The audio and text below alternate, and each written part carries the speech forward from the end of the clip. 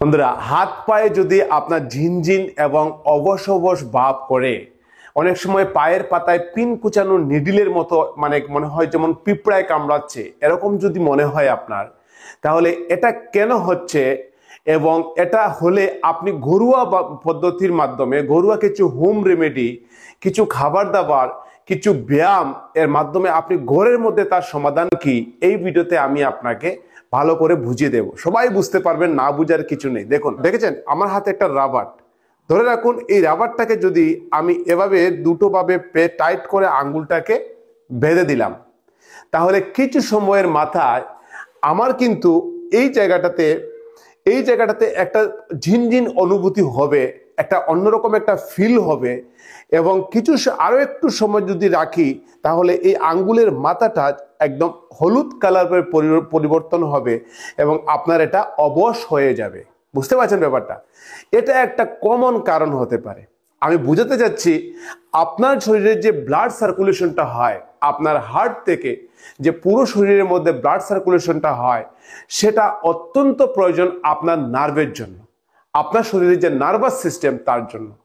যখন আপনার nervous system damage হয়ে যাবে, আপনার নার্ভের প্রবলেম দেখা দেবে, সে যে কোনো কারণে হতে পারে। আপনার নার্ভের মধ্যে পর্যাপ্ত পরিমাণ অক্সিজেন পৌঁছাচ্ছে না, পর্যাপ্ত পরিমাণ ভাইটামিন পৌঁছাচ্ছে না, এমন কিছু প্রয়োজনীয় ভাইটামিনস যেগুলো vitamin B12, vitamin B6, vitamin D, যেগুলো পৌঁছাচ্ছে না, যার কারণে কিন্তু আপনার নার্ভ ড্যামেজ হয়ে যাচ্ছে এবং আপনার এই প্রবলেম দেখা দিচ্ছে। আরো অনেক কারণ থাকতে পারে। আমি এই ভিডিওতে আপনাকে কারণগুলো বলে দেব যে এটা কেন হচ্ছে, এবং আপনাকে বলে দেব এর সমাধানটা কি। দেখুন, আমার এখানে ঝিনঝিন হচ্ছে এবং এটা হলুদ কালারে পরিবর্তন হয়ে গেছে, দেখেছেন? এটার সঙ্গে এটা কালারটা একদম অ্যাডজাস্ট হচ্ছে না। তো স্বাভাবিকভাবে এটা আপনি ট্রাই করতে যাবেন না, তাতে কিন্তু আপনার সেলগুলো ড্যামেজ হবে।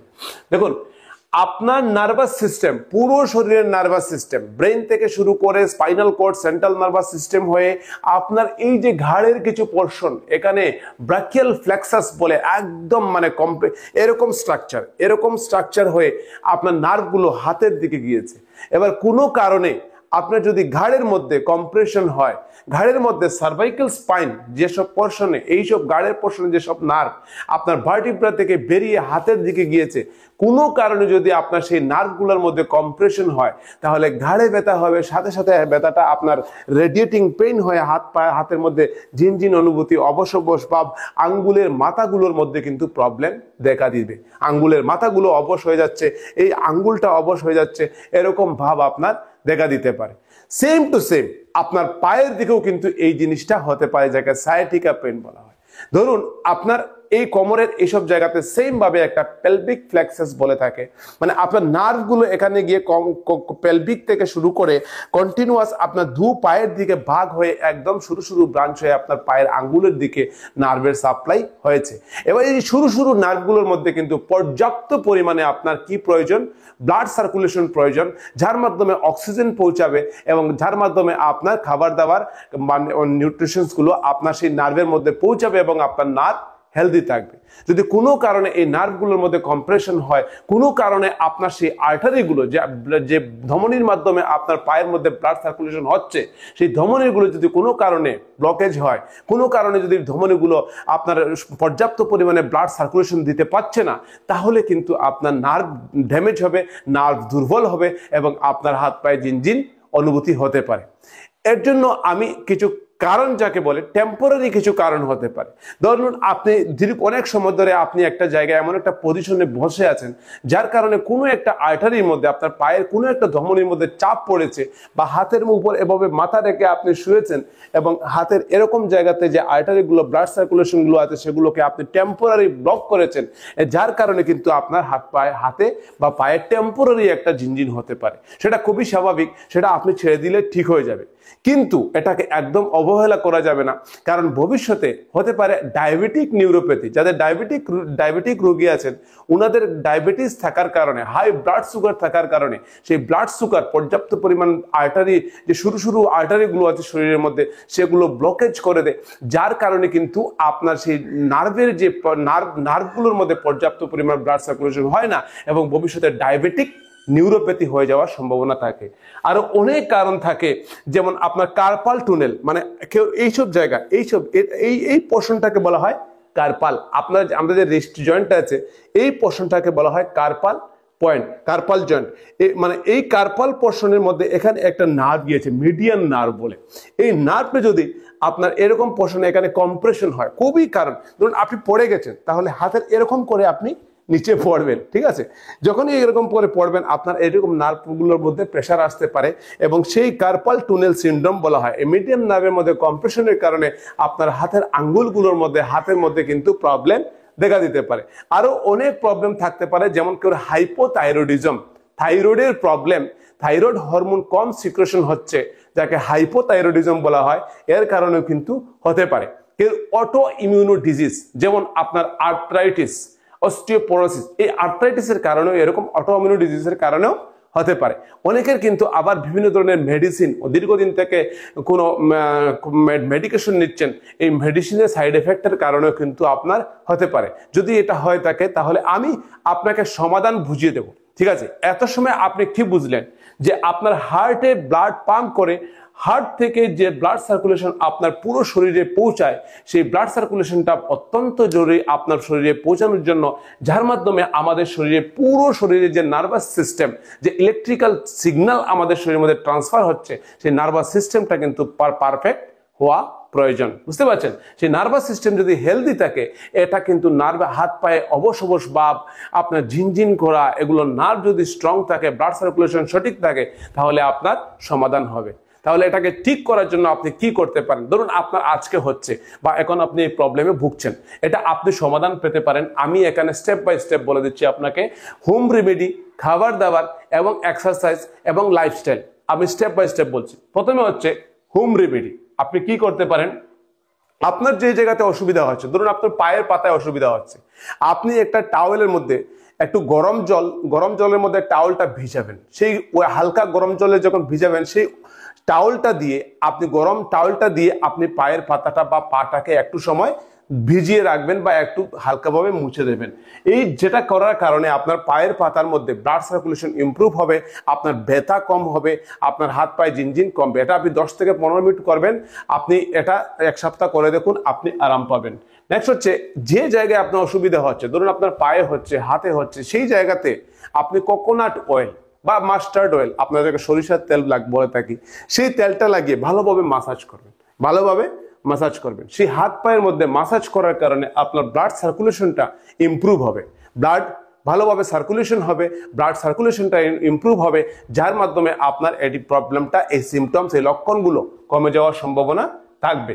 নেক্সট হচ্ছে, আপনি এপসম সল্ট, এক ধরনের লবণ, এই লবণের মধ্যে প্রচুর পরিমাণে ম্যাঙ্গানিজ থাকে, যেটা আপনি 15 মিনিট থেকে যদি আপনার যে জায়গাতে ধরুন পায়ের প্রবলেম হচ্ছে, সেই এপসম সল্ট জলের মধ্যে ভিজিয়ে আপনি একটা বালতির মধ্যে, তারপর এপসম সল্টটা যদি আপনি পায়ে দিয়ে ভিজিয়ে রাখুন, তাহলে এটা একটা সাইন্টিফিক্যালি কিন্তু আপনার কাজে আসবে।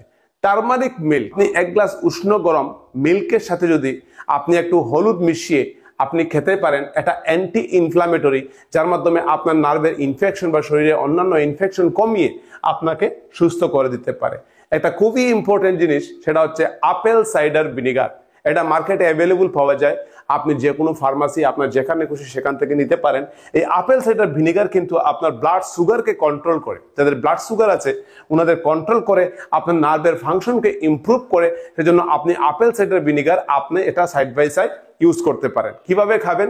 1 চামচ, মাত্র 1 চামচ, চায়ের চামচ দিয়ে 1 চামচ আপনি 1 গ্লাস হালকা উষ্ণ গরম জলের সঙ্গে মিশিয়ে আপনি প্রতিদিন 1 চামচ আপেল সাইডার ভিনিগার খেলে ন্যাচারালি হোম রেমেডির মাধ্যমে আপনার ভিতর থেকে নার্ভকে সুস্থ রাখতে, নার্ভের কার্যক্ষমতাকে বৃদ্ধি করতে সাহায্য করবে। বুঝতে পারছেন? এবার চলুন আমরা জানি কি কি খাবার খেলে আপনার নার্ভ সুস্থ থাকবে বা আপনার এই হাত পায়ে ঝিনঝিন বা অবসতা ভাব দূর হবে। তারপর আমি আপনাদের ব্যায়াম বলে দেব। দেখুন, আপনি আলমন্ড এবং ওয়ালনাট, এটা একটু দামি, কিন্তু আজকের দিনে অনেক মানুষের এটা খায়, এটা কোনো অসুবিধা নেই।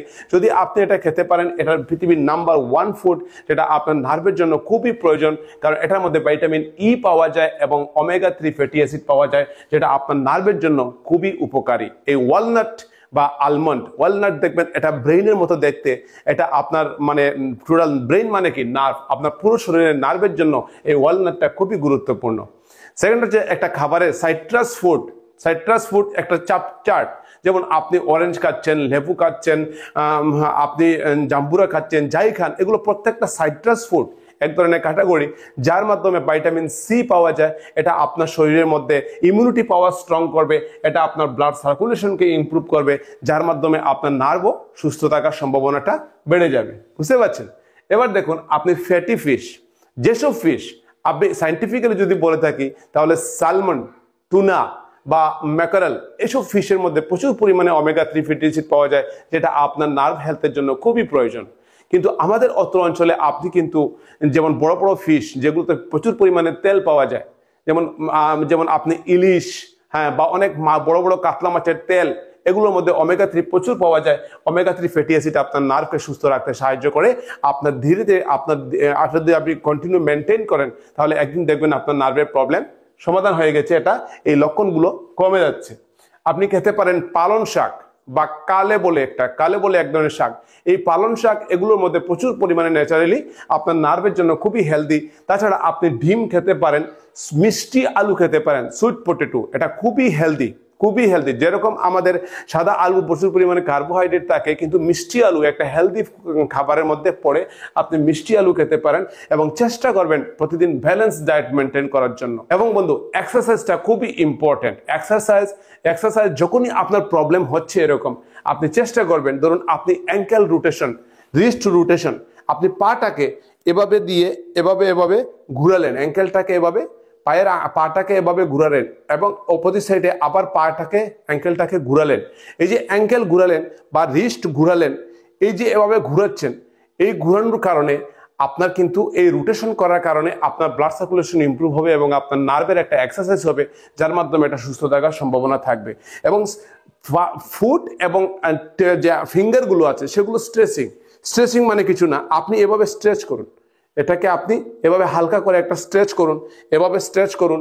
এই যে স্ট্রেচ করছেন বা আপনার পায়ের আঙ্গুলগুলোকে এভাবে স্ট্রেচ করলেন, এগুলো স্ট্রেচিং বলে। অনেক ধরনের এক্সারসাইজ থাকে, সেই স্ট্রেচিং এক্সারসাইজ করলে কিন্তু আপনার নার্ভের উপর টান পড়ে, যার মাধ্যমে আপনার নার্ভটা সুস্থ থাকার সম্ভাবনাটা বেড়ে যায়। এবং লাইফস্টাইল যদি বলি আপনাকে, আপনার হতে পারে আপনি দীর্ঘদিন থেকে প্রচুর টেনশনে থাকার কারণে, আপনার স্ট্রেস থাকার কারণে আপনার কিন্তু নার্ভের উপর সঠিক কাজ হচ্ছে না, জন্য কিছু টেম্পোরারি এই জিনিসটা হচ্ছে।